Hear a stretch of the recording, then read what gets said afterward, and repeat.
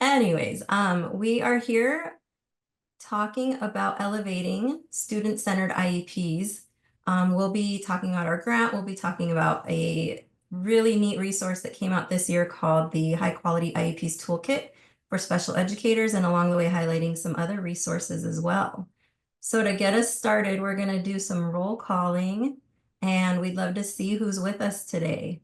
So if you can say your name, who you are, what your role is, and we're saying, what's your jam?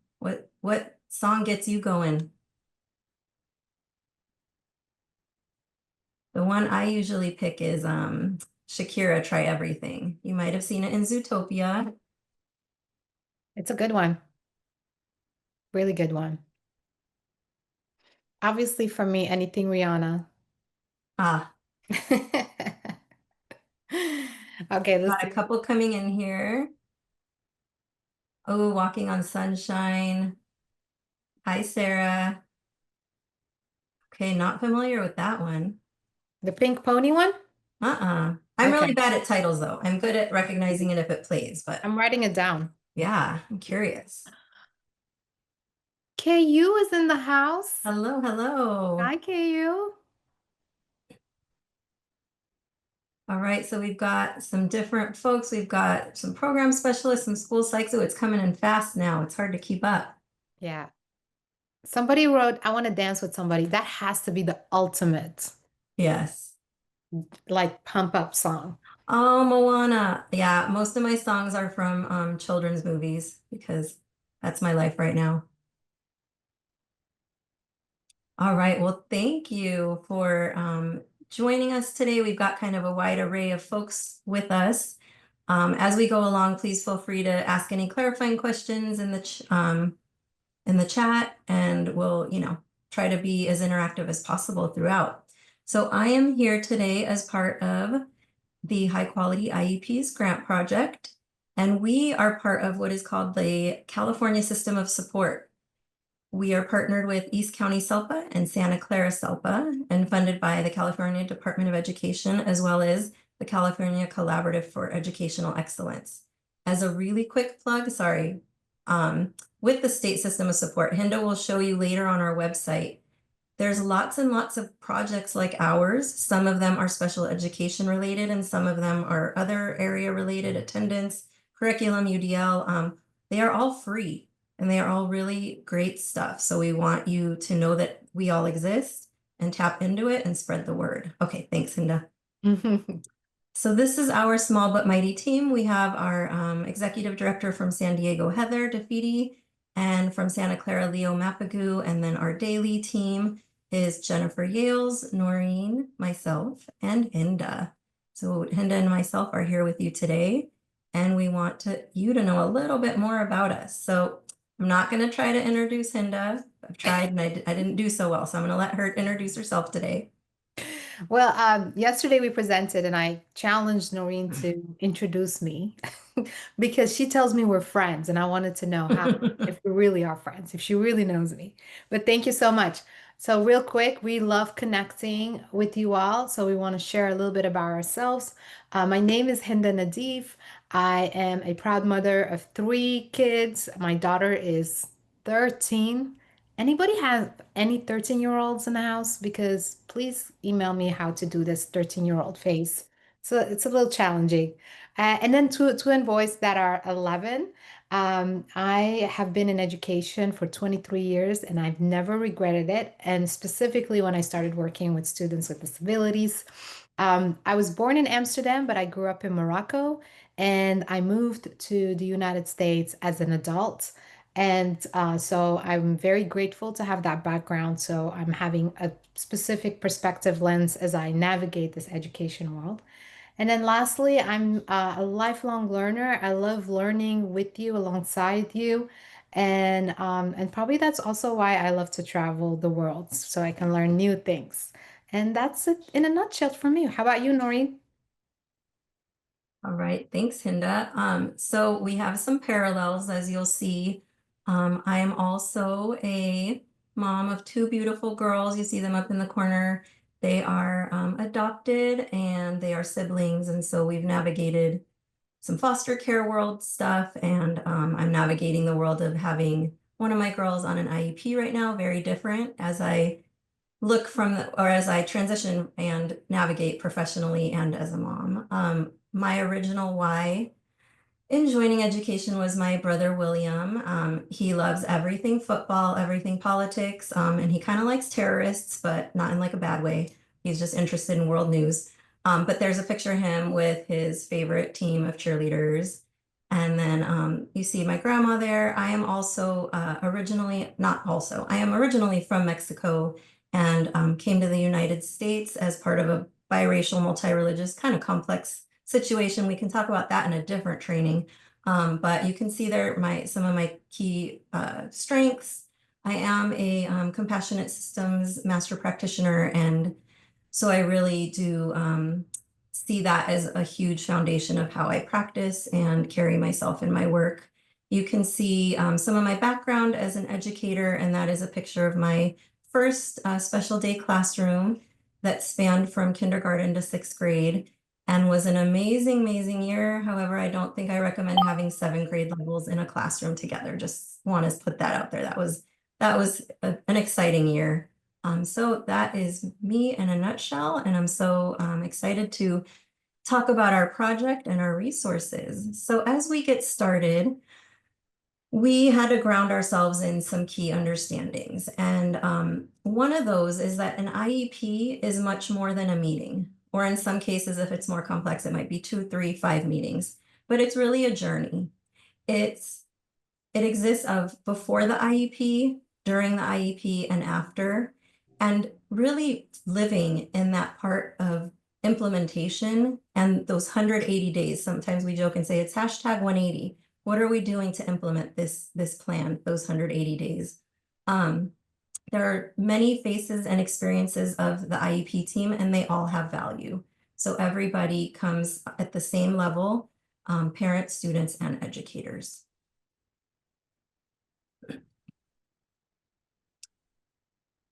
And you can see our vision here. We truly do believe that if we can partner with districts, families, we can then grow capacity to develop high quality IEPs, resulting in meaningful participation. You'll hear us say that throughout, and resulting in educational benefit for students.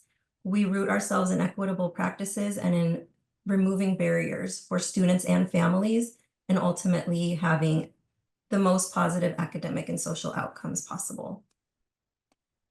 All right, so for today, I'm not going to read this all, but ultimately, we really want to highlight some of our resources and let you know how to find them, how to access them, why they exist, really bring forth that message of collaboration, and knowing how focusing on these foundational skills can truly then lead to inclusion and progress for students with disabilities, and then being able to use them to grow your own practice.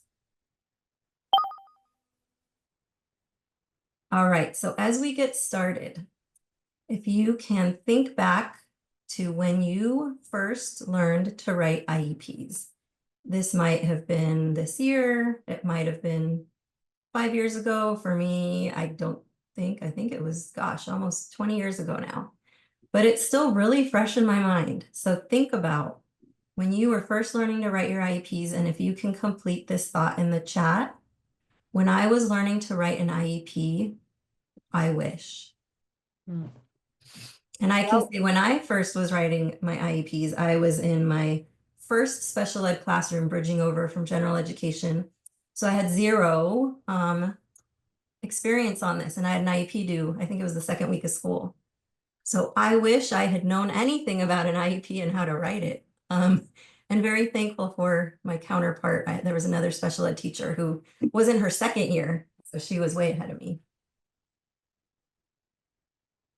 Ooh, I'm learning something new about you, Noreen. Oh, yep. I came in right when it was transitioning from handwritten, the triplicates. Ooh. Yeah, what about you, Hinda? No, I did the handwriting. Mm, It's kind of embarrassing because it also tells you a little bit about how old you are, right? you're younger than me, though. I mean, I hate to Oh, put yeah, you on that's right. blast, Thank but you you for are. pointing that out. I'm proud of my years. Good. Yes, Okay. more guidance, a mentor, any kind of crash course. Oh, yeah. Oh, thank you, Oh, Samuel, Avina. So there's already using our high quality IEPs resources. Thank you so much. We will. oh, I love this one that talks about wish you knew the parent's perspective. Yes. That is a good one. We did not get, because we've asked this question before in other presentations. We did not get that answer. Love, Yeah. love that. It's going to align with Oh, everything we're to going to teach. you. Yep. Including students in the process. That was Yeah. definitely not front facing when I started. Ah, yes, getting modeling from others. Yes, that student participation and voice, definitely. That is something that I carry with me, that I really wish I had known. Mm, yeah. I'm loving the engagement, by the way. Just Yes, FYI. thank you all for participating. Yep, that connection. I see, Monica, the connection of just how it all connects, using your assessments to drive goals, making sense. I know, right? Yeah. Okay, so thank you for this. We all, I think, experienced that steep learning curve and lots of wishes. So we're going to show you a video really quick right now. This is part of our video series about the different pieces of the IEPs. So we'll show you that right now. Yeah. If I'm doing it right. You I'll get got on. this. I got this. It always works in practice, right? Absolutely.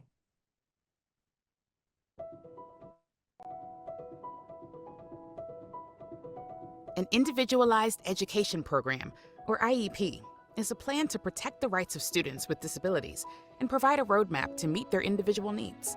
This iterative plan is written at least once a year and requires the collaboration of a legally mandated team before, during, and after an IEP meeting.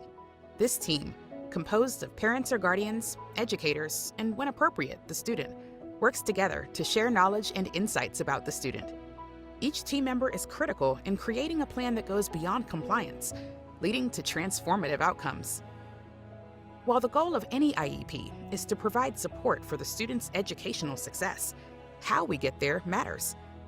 Creating a high-quality IEP begins by placing the student at the center of the process, honoring their perspective, voice, and lived experience. While it identifies areas where the student needs support, it also recognizes and builds upon their strengths. Special education providers already have a foundational understanding of the IEP process, so they are key to creating a strong partnership within the team, starting with the parent. We empower the parent or guardian and build trust by ensuring their contributions are heard and valued. By helping both students and their families feel a sense of belonging in partnership with educators, we create a balance of power and equity as we work toward a shared vision. As educators, examining our own mindsets and beliefs is crucial to creating a high-quality IEP. For example, we might ask, do I believe that this student, regardless of age or ability, can succeed and deserves a place alongside typically developing peers? Do my beliefs help me champion their abilities? Am I able to differentiate between what I've experienced in the past and what is possible for this student? These questions are challenging, but essential in creating an IEP process that sets standards for our students and allows them to grow with their peers in an inclusive environment. Collectively, we have the power to develop high-quality IEPs, open doors of possibility, and make a profound impact in the lives of each student we serve.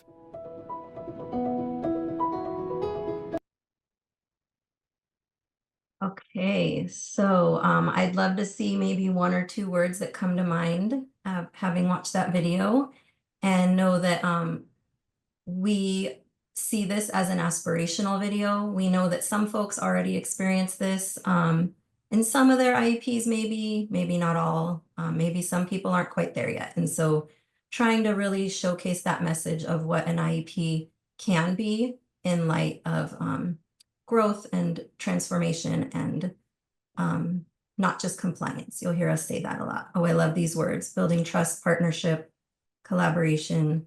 Yes, so please, we will definitely be putting links in throughout.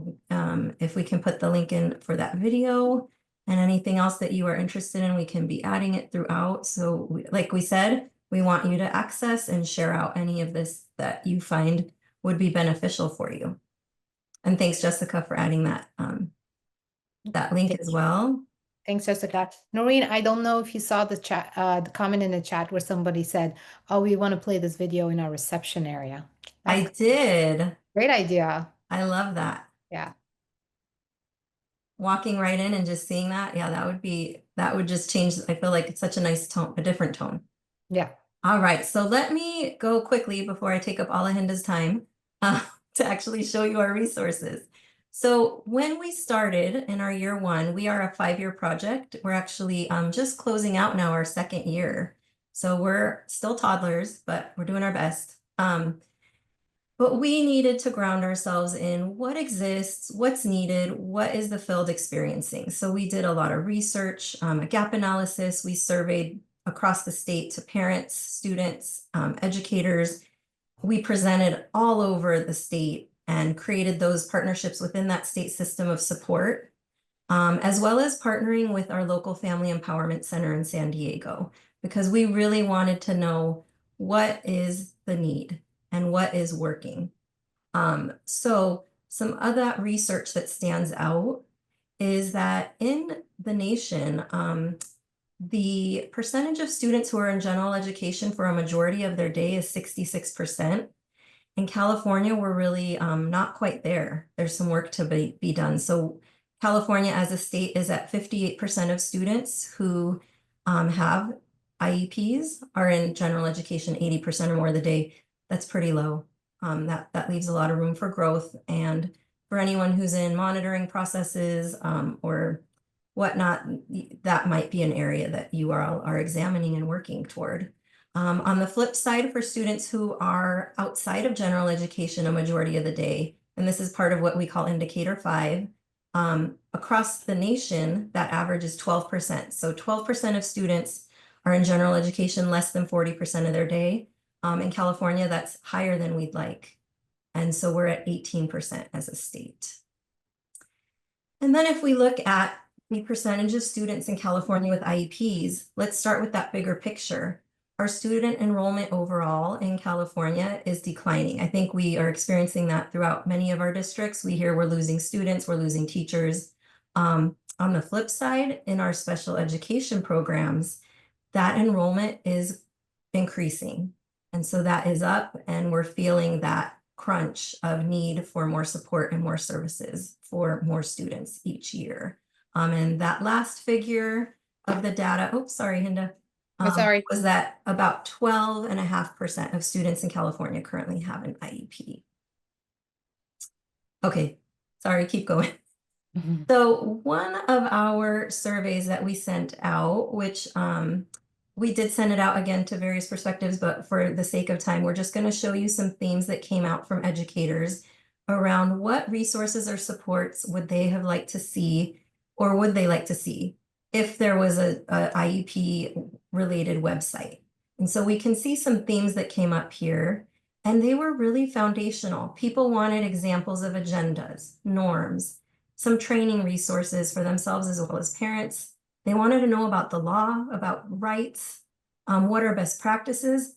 How do you simplify this thing called an IEP? Just give me the basics and help me on writing goals. So you can see some quotes here, but these were some of those main themes that emerged. And we also scoured through all of the leading experts. We brought through on our website what we could from Progress Center, from IRIS, from anyone that was in the state system of support that already had stuff. We've added this to our website. So as Hinda will show you in a few minutes, we do now have a website. People expressed that there was no place to access things. They were always hunting and gathering and going on squirrel hunts to try to find resources. So we're trying to make one place, one-stop shop for parents, students, as well as educators. And while all perspectives matter, and if you go to our website, there are resources for all here. This year, we did focus on educators and starting there. Next year, we'll be focusing on parents, and then the following year, students. So we continue to build out, but this year, you'll see that a majority of the resources are for educators. So a couple other things you'll see that ground our work. Obviously, we are grounded in IDEA and in ultimately providing a free, appropriate public education to students. We live in three pieces of this. One being procedural requirements. I think this is what we hear of most often. We hear about the when and the how.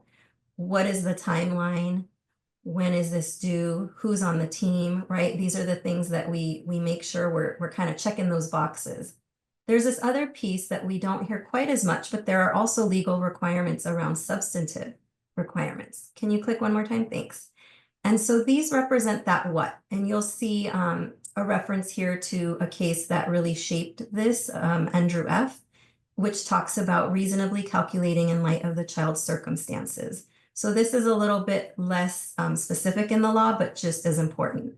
And then there's a piece that we don't get to talk about too much. I think a lot of trainings really live in those procedural requirements, but really the power in an IEP is in its implementation. It's in the what we said we wanted to do, and is it doing what it was supposed to do? So how do we monitor, and how do we really bring that power and those transformative outcomes to the IEP? And so with that, we grounded, you'll see our website is grounded around educational benefit, and using these 5 key components. We talk about what a couple of you mentioned your wishes were. How do we connect those pieces? How do we understand that assessment connects to present levels, and how do I then make goals and provide services that all make sense, that all truly lead to the best outcome for students? And you see that door from the video, which is our hope, that it all makes sense and everyone can then implement it to the best of their ability.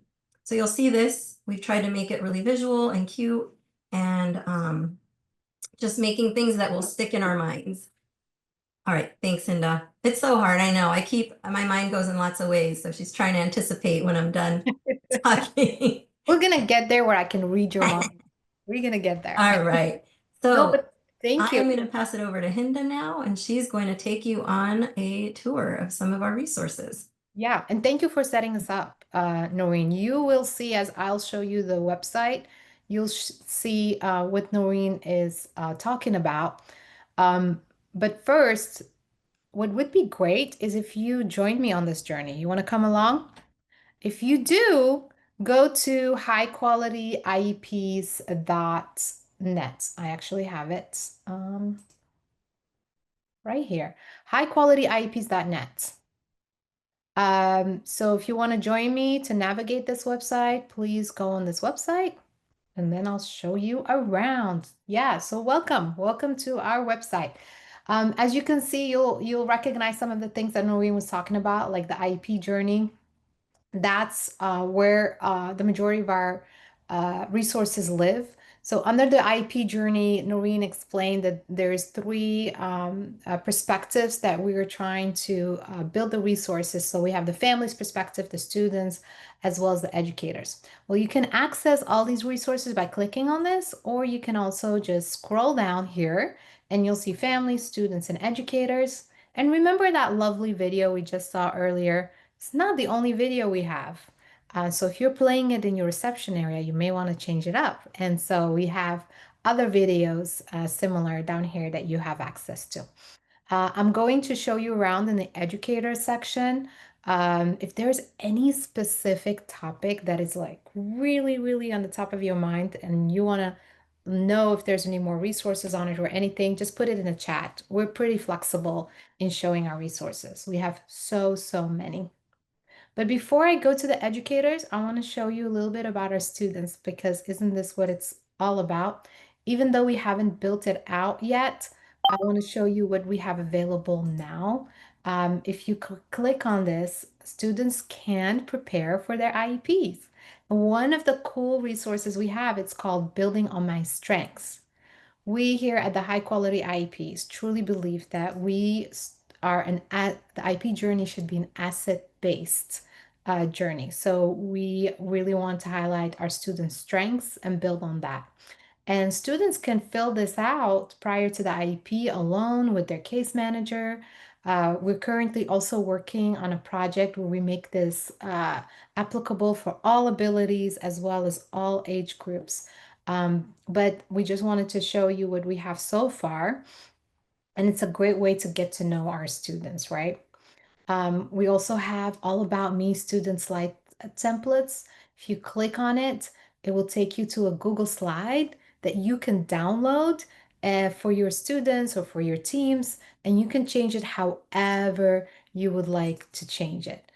So the template is already there. All the student has to do is fill it out and talk more about themselves. And we have, let me just make sure. So we have a elementary school, early childhood elementary school level template, as well as a secondary level.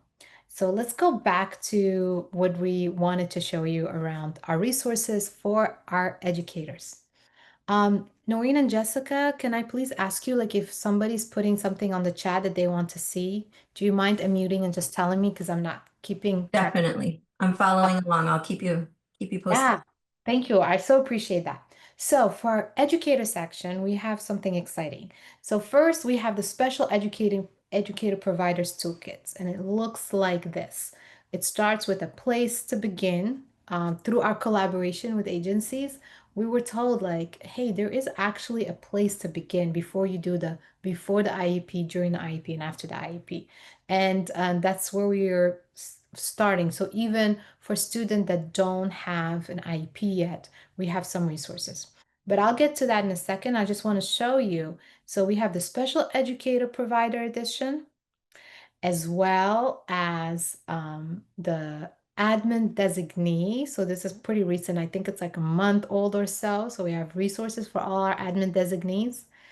And coming up pretty soon, and Noreen is leading this work actually, is the General Education Teacher Edition. And we've heard some very positive feedback about that. This is so needed. And so stay tuned for the Gen Ed Teacher Edition. To show you all of our resources, I'm going to start with a special ed provider, because our admin designee has some of those resources as well, but also some specific admin designee resources. So under a place to begin, and if I'm going too fast navigating, let me know in the chat and I can go back a few steps to show you how to get there, right? So like I said, we're sharing information about how do we support all of our students. So we have here a resource on the MTSS, multi-tiered systems of support. And as you can see, our resources are easy digestible. We do have links within the resources if you would like to learn more. For example, curb cut effect, what does that mean? We mentioned it here, but if you want to learn more about that, you can just click on the link and it will take you to another site. And we just break it down to universal, supplemental, and intensified support in an easy, quick, language. If you remember the feedback we got from our educators of what needed is, they were telling us simplify the IEP process, which we know it's hard to do if you want to do best practices and right, but this is what we came up with to the best of our ability in explaining something super important in an easy way and digestible way. So we also have a section around the foundations of special education law that address what is IDEA, an intro to the IEP, the IEP team, procedural safeguards. I like the procedural safeguard resources because as a educator and an administrator, it was sometimes a little challenging for me to really explain procedural safeguards to parents in a way that it was accessible to them. So I wish we had this resource before, because this resource is so helpful in breaking it down very easily. Again, these are all compliance-based information as well as best practices. Let's see. We have some early childhood resources. So if you're in the early childhood era, please check it out. And then fostering family and school partnerships. Would you not say that the heart of the IEP journey is really our relationships that we have with our students and the families and our school teams? So this one specifically talks about fostering family school partnerships. We talk about the importance in building engagement with our families. So we're not just talking to our families and our students, but we are with them, talking with them. And so we break it down in different categories, such as communication. And each category, if you're interested in learning more, let's just say, hey, maybe my team or myself can really improve in this area. Guess what? We have so many links for you that you can access to deepen your understanding in that area. Again, we talk about empathy and respect, as well as time and accessibility for our families, flexibility, assuming goodwill. That goes into our biases and assumptions and our mental model. We have a resource on that specifically that I will share with you. Equities and opportunity, as well as being curious and curiosity. So again, check this out. It's a great resource to help us ground it in that collaborative environment, right? And staying organized is for specifically has our resources around anything that has to do with being organized in special ed. And y'all know what I'm talking about. It's so much to navigate and coordinate. So we have information on the importance of calendars, but not only information, we also have templates. So these templates you can actually download. So it looks like this. So this is a year at a glance IEP calendars. Ed specialists can do that. When I was an administrator, this would have been also wonderful for me. You click on use template and it would download it, and you can change it however you want or just use it as it is. We talk about the importance of documentation, and we have some checklists for you. We have a checklist for special education providers, but it is in the process of getting updated. Right, Noreen? Like it's coming up pretty soon, right? So we have one right now that you can use, but keep coming back to our website because we are constantly updating our resources. So, oops, where are we? Where did I go? Oh, here we are. And again, you'll see all these templates. We have a family communication survey. We have IEP reminder cards, parent-student contact log. Everything can be downloaded and for you to use for free. So, and in creating self-awareness, remember when I was talking to you about mindsets and mental models and assumptions?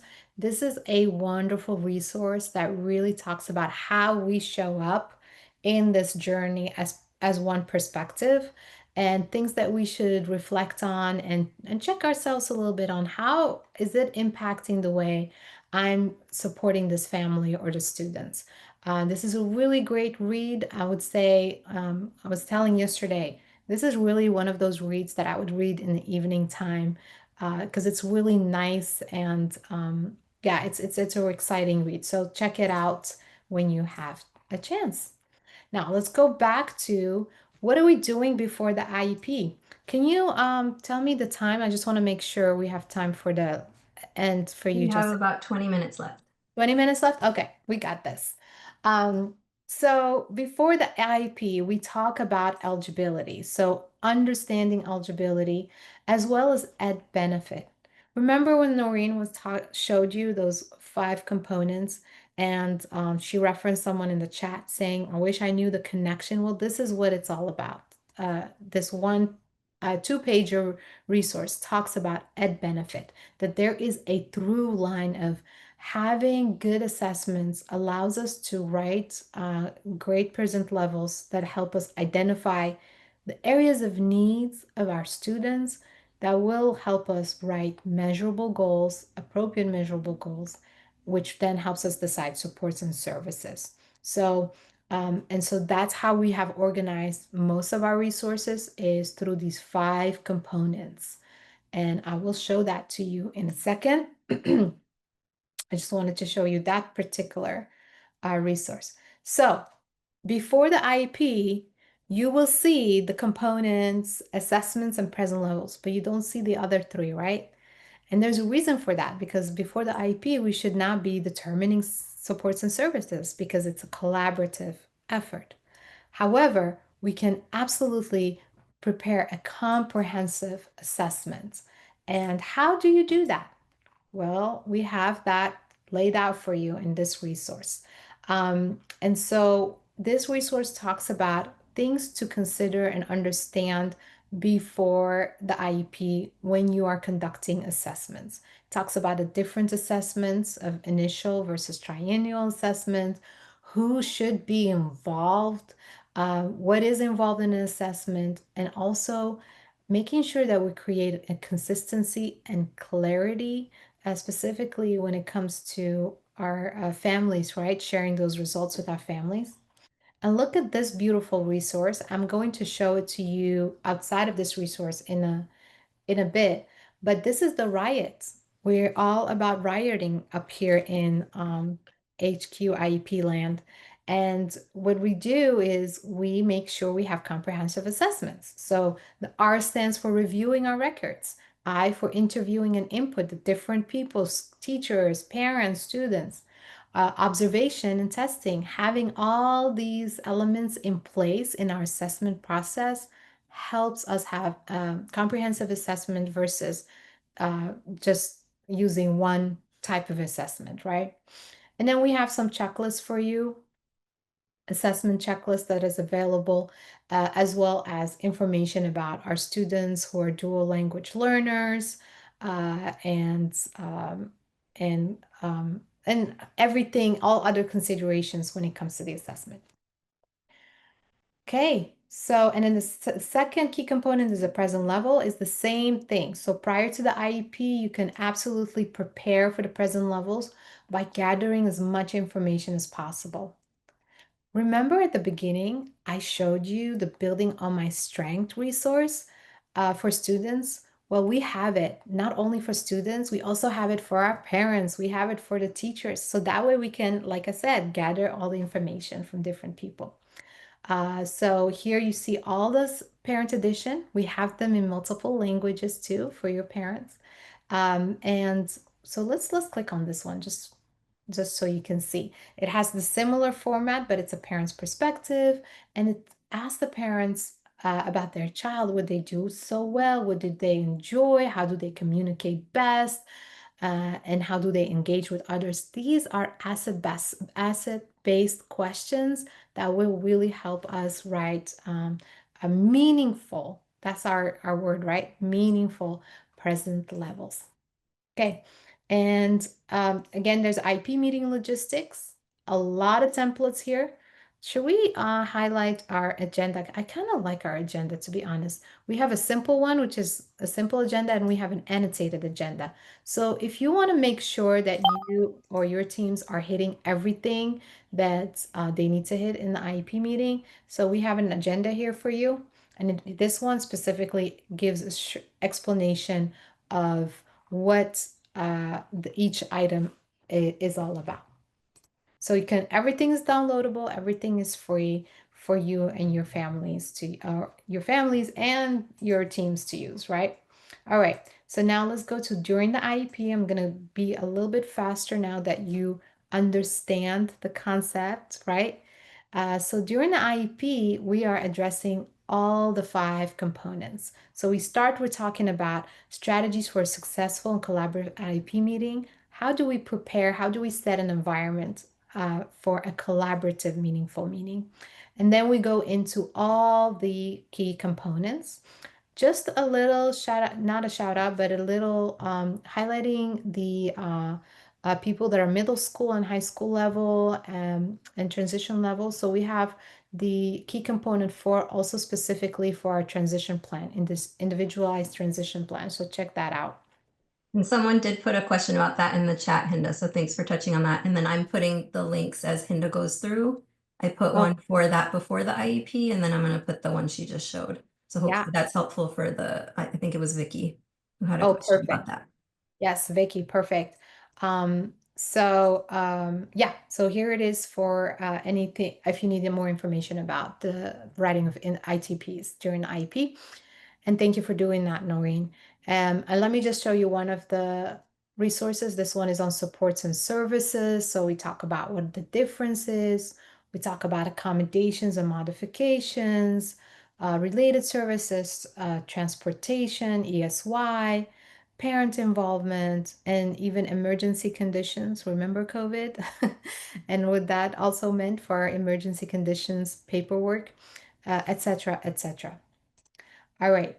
So now, after the IEP, Noreen shared the part about how we do not spend enough time on the implementation. And that is, we're talking about the implementation and really focusing on the implementation. And that is right. So that's why we have some after the IEP resources. We first start with our IEP reflections and follow up. So it isn't, even though everything goes so fast and we have one IEP after another, as a site administrator, I went to 400 IEPs in 1 year. So could you imagine that's like 5, 6 IEPs in a day sometimes? And so, yeah, how do you reflect on that what you're doing is correct, or are you just going one after another? So this resource really grounds us a little bit and helps us take a step back and talks about the importance of collecting feedback um, when it comes to our IEP meetings. Is everybody involved, engaged? How am I feeling? How is everybody feeling? And it shows you how to collect feedback on from different perspectives. So our parents, so we have a parent feedback survey already built for you. You don't have to do that. You can change it if you want. We also have build your own feedback survey. We have an educator feedback survey as well as a student feedback survey. And then we go into how do you analyze that survey? What will you do with that information once you get that feedback? We also talk about the roles and responsibilities after the IEP. This is where we reference our checklists again. So all of our checklists have an after section. It's important that whatever we discuss in the IEP meeting, that there's follow through, that we know who is going to do what, even the simplest tasks. Somewhere here, which I can't find right now, but somewhere here we have a resource that's called an action plan, which allows you to write down all the little actions and who's going to do it by when, which helps us keep track of these things. Now, we get into implementation and progress monitoring. And you know, we throw around a lot of words that can be so confusing in IEP land.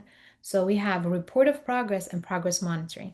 What is the difference? Somebody that's maybe coming in new or even a little bit older in the IEP world may get confused about the difference between report of progress, which is required by IDEA, and progress monitoring. So how do we keep track of our ongoing data of our students and how they're doing?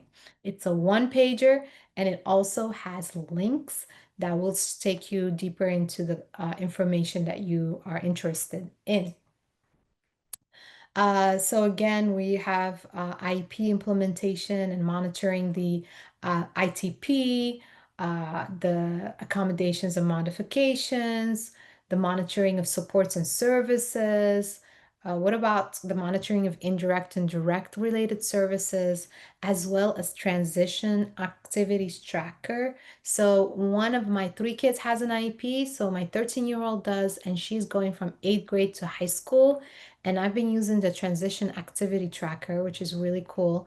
That keeps track of, so she would be like grade 8, and it helps me keep track of what's going on and what's happening, as well as there's resources in there. So there's PDFs about filling out for students about their interests, accommodations, what are their goals. Check this out. This is one of my favorites. And maybe because I'm right in the middle of it myself, but I love it so much. And Hinda, can you show really quick where you were? Sorry. No, that's okay. One more I think would be really neat for this group Yeah. within the after the IEP Yeah. Which one? is the oh my gosh, where did it go? The IEP student support summary. So this is a brand new tool that we just published, and this is for really promoting that collaboration with not only the case manager, but the receiving teacher. So this would be anytime maybe the student is changing to a new grade, having an IEP, and it is UDL based. And so it marries what accommodations they already have along with what other strategies are supporting them and have shown to be successful. So you get a new student and you already know, wow, they really do well when I provide them with this specific support for reading. Or this specific interest of theirs is very motivating to them. So just a little bit of another support here, and one that really promotes that collaboration between general ed and special education. Yeah. And I can put the link here. Yeah. And I know you worked on this, Noreen. I just love how you marrying like some best practices resources from UDL with high quality IEPs. This is really great. Again, all the links will take you to a deeper, more information on each section. Thanks, Noreen. Okay, now for anybody in the group here, does anybody just put yes or no or just yes? Does anybody here do trainings to teams around IEPs, anything IEPs? Because if you do, we have such great, what we see Maylene raising her hands. Thanks, yay. So we have a great resource for you. I keep saying this. I did a lot of trainings when I was an administrator, and it took me forever to create like the PowerPoints or whatever, and it wasn't even that great. Now, we here at the High Quality IPs, we're creating training materials for you. So the way you go about it, let me go back because I went too quickly. So you're on the website, right? You go to technical assistance and it's under universal supports. When you scroll down, you'll see training materials for the high quality IEP toolkits for educators. And you will see all of these training materials. We will, again, we keep updating and adding things, but this is what we have so far. So we have training materials on all the 5 components, 1 through 5. So if there's one particular area that you want your team to strengthen or whatnot, let's just say present levels, you can click on that and it will show up as a Google slide. The first slide just talks about that you can use this, it's free, and you can make changes as you wish. And then here's a presentation. It's all completed for you. It also includes videos. It includes prompts or questions to keep your audience engaged. It has all of the information from our resources. So you can decide, okay, I'm just going to present it as is, or I'm going to add some things that are more specific to our local policies to it. But yeah, feel free to use any of these. We also have one on meaningful participation, so the importance of engagement and meaningful participation of the team, as well as the place to begin, so the foundations of special education law. Check it out and see what is valuable to you. Noreen, you wanted to highlight this part, didn't you? Yes, this is just that connection to those other partners, SIP being one of them. But there are, I think, 16 in total. I could be completely wrong. Jessica can correct me. But these are all free system of support resources. Again, everything from different curriculum areas to universal design for learning to attendance. And then there are specific special education resource leads. We are one of those. But this will connect you to their websites, their resources, their trainings. So just wanted you to know that that all exists and is there for you to also tap into and access. Yeah. Thank you for sharing. Like, when we were working on the school side, how would you know about these things, right? So thank you for sharing that. So you heard a lot of things, and it can be a bit overwhelming. We just want to make sure that you understood the concept, kind of navigating a little bit of the resources. But as Noreen said, we are almost 2 years old, so we're still very young, and this is like we're constantly creating things. We have a contact list that we're very mindful of not spamming, because we ourselves are getting spam emails. So we will only contact you if we have a new resource uploaded to our website, and or if we have any kind of free trainings for you. That's the only time we will contact you. So I would urge you to sign up so you can stay updated with any training materials we're putting out there for you. Did we put this stuff in the chat? Yes, it's in the Okay. chat. And just as like a sneak peek, what's coming next are the general education toolkit that Hinda briefly mentioned, and we'll be doing a training series to accompany the admin designee toolkit. Yes, so keep on the lookout for the training series. We are finishing up with our transition series, transition ITP, high quality ITPs. But yeah, keep on a lookout for that. And like Noreen said, our general education edition. Now, we're going to end with a reflection today for today's session. We're so appreciative of you being so engaged with us. I know virtual sometimes can be challenging, but SIP has done such a good job with making it exciting. So how can you help someone's IP learning wish come true based on what you learned today? So remember, we talked about what did you wish you knew when you started writing IEPs? Now, after learning this and seeing our resources and learning a little bit of content, how can you help someone's IEP learning wish come true? So let's take a look in the chat.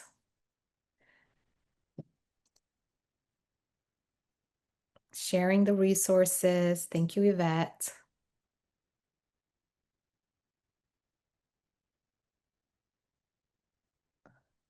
And as these are coming into, we have tried to make this a place that as we receive new teachers throughout the year or new administrators might start, we're hopeful it is a place to begin, and everyone's getting the same content, the same messaging, that consistency. But it's something, right? If you didn't start the first day of school and you missed that beginning of the year training, there's still something for you to help you get your footing. Someone were sharing these resources so I can do a better job than I did when I got started. I am sure you did amazing. We always are ourselves worst critics, right? Yeah. But thank you. Yeah, thank you for sharing this information. We appreciate that. And also, like I was telling yesterday, and a hug. I would give them a hug. Like, you got this. If we got this, you definitely got this, right? I love all these comments that are saying you're going to get the word out there, because when we are able to really see people or in person, most often people haven't heard of us yet and aren't aware of our resources. So we really are trying to get the word out, especially to teachers and educators who are working with students.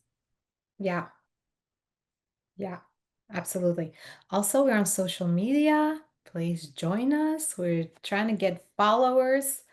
Um, and we want to thank you so much for being so engaged and allowing us to be in this space with you.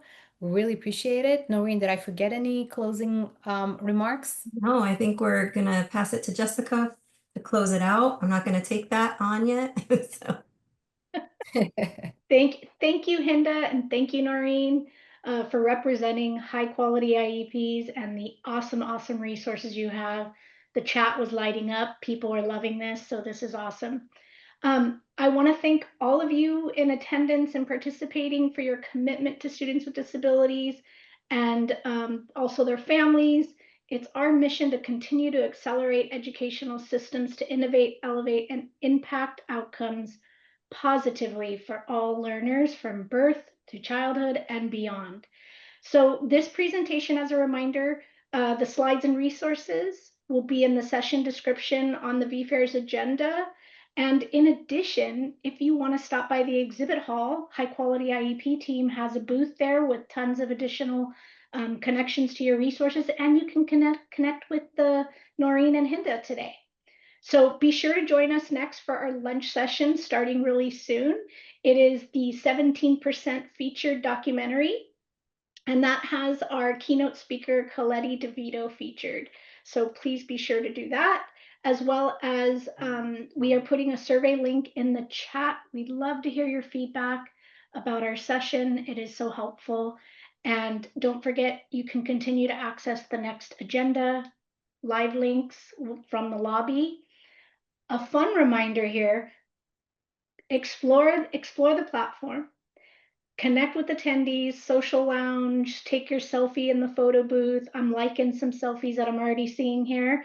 And then share on your socials and tag at SIP Impact, and use the hashtag SIPCon2025.